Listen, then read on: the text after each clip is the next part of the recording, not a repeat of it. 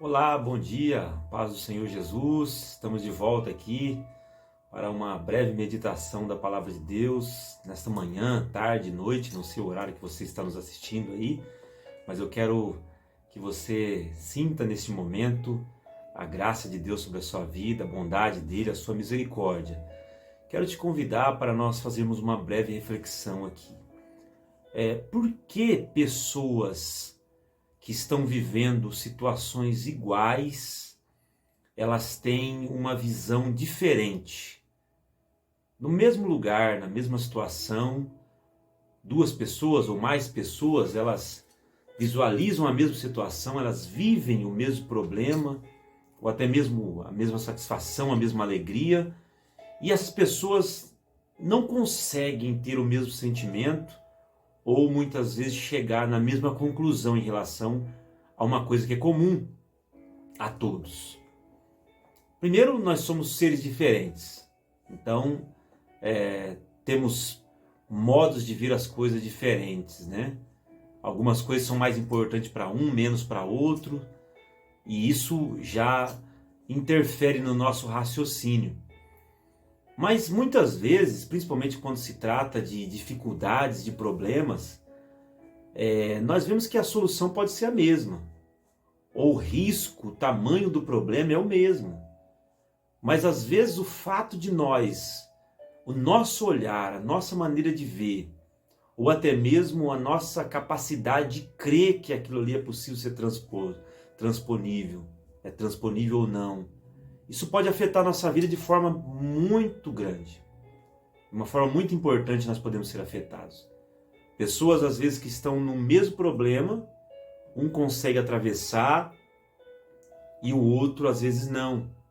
É lógico que, como eu disse, as nossas diferenças, as nossas histórias, você tem uma história, eu tenho uma história, então isso vai nos moldando com o passar do tempo.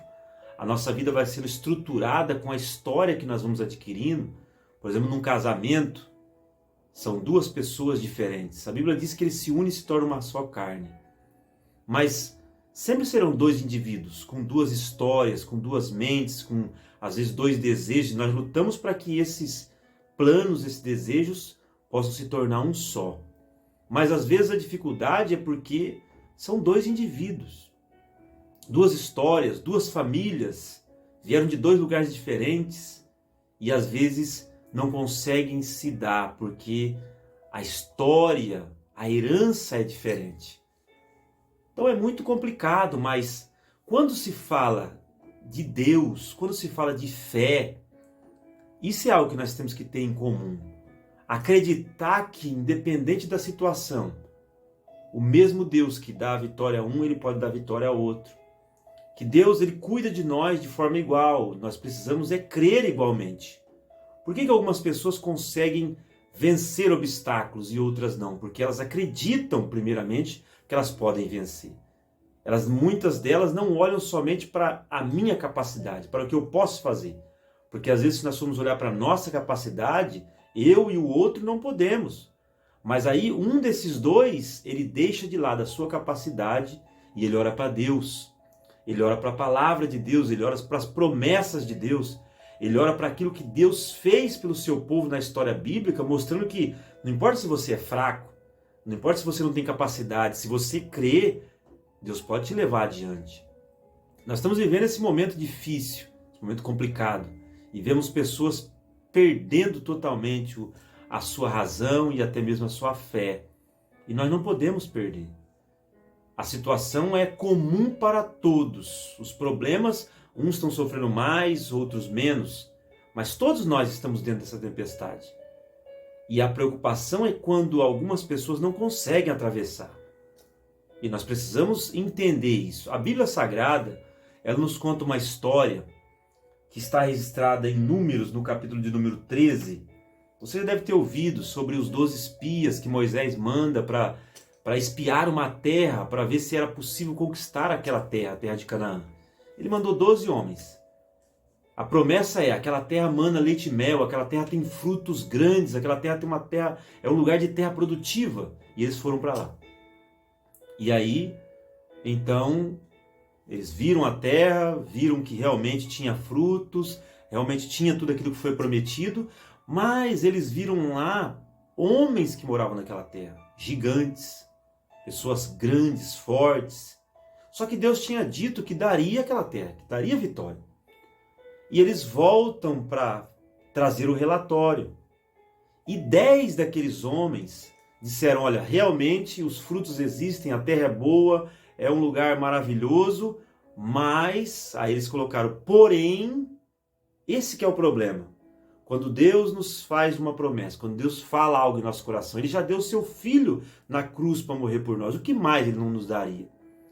Mas às vezes nós colocamos um porém. Porém, eles disseram, lá existem gigantes.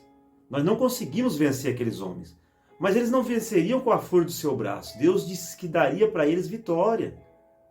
E aí é que precisa a nossa fé ser colocada em prática. Acreditar que Deus está conosco. Acreditar que você não está só, que Jesus está contigo, que Ele te amou naquela cruz e Ele te ama hoje. Mas aí 2 homens, chamados Josué e Caleb, eles disseram, não, o Senhor falou que vai ser conosco. Sim, existe gigante. Eu não estou negando o problema aqui.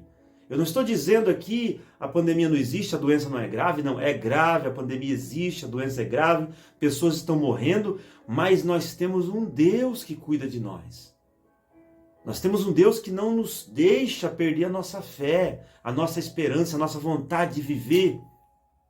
Aqui no Canadá, nós não podemos ter mais de 10 pessoas na igreja, nós não podemos ir na casa do vizinho porque tomamos multa, nós temos que dar explicação porque estamos na rua. É difícil, mas nós vamos superar, nós vamos passar acreditando que o Senhor está conosco. Então eu quero deixar essa palavra para você, para que você medite nesta palavra. Poucos dias atrás eu estava num parque e eu, próximo de um campo, eu vi que haviam casas que terminavam o seu terreno no campo e descia uma ladeira, não dava para fazer nada naquele terreno. Mas aí eu reparei 2 casas, a mesma situação, o terreno perdido. Um deixou crescer o mato e lixo e tantas coisas.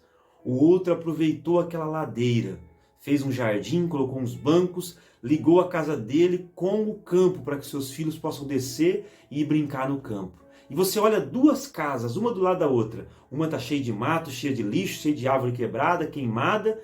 E a outra na mesma situação, terreno ruim, mas tem um jardim bonito, tem banco para sentar, tem uma árvore para fazer sombra. A situação dos 2 é a mesma. Mas um aproveitou aquela situação e falou, eu vou fazer diferente, eu vou aproveitar, como diz, eu vou usar esse limão para fazer uma limonada. Deus está nos ensinando muitas coisas nessa pandemia. E nós precisamos olhar do lado, perguntar a Deus em oração, Senhor, o que eu posso fazer nesse momento de tribulação?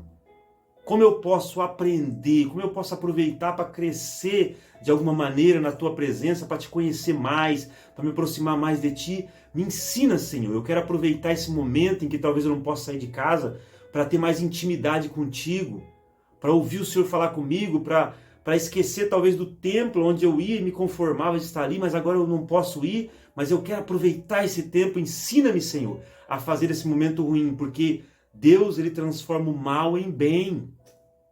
Ele é poderoso para fazer isso.